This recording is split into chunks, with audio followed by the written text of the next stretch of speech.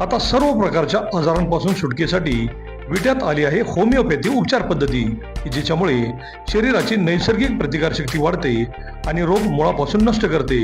शरीराला कोणताही त्रास न होता आजारावर मात करण्यासाठी होमिओपॅथी उपचार पद्धती आजच सुरू करा.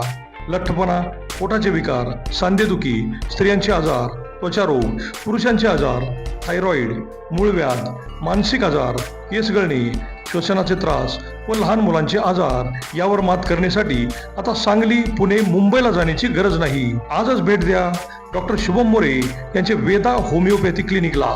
आमचा पत्ता डॉक्टर शुभम एस मोरे, जिवाळा बिल्डिंग, तळमजला, गाळा नंबर 1, खानापूर रोड, विटा, तालुका खानापूर, जिल्हा सांगली. संपर्क 95 61 65 18 19 82 089 15 813.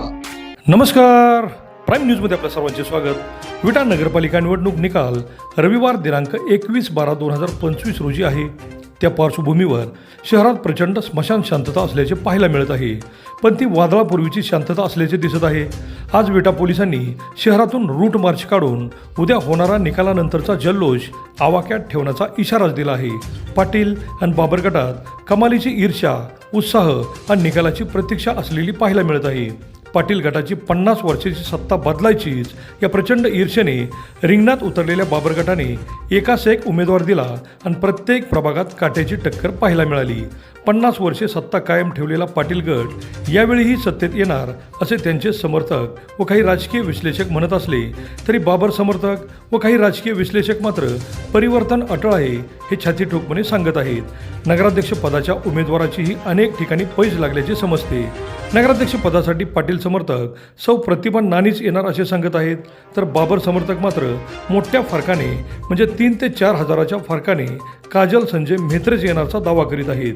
अनिल अप्पा बाबर यांची 3,000च्या आसपासची मते व पंकज दबडे यांच्या नगराध्यक्ष पदाच्या उमेदवाराची 1,000च्या वरची मते ही पाटील गटाला धोकादायक ठरतील अशा चर्चाही होत आहेत.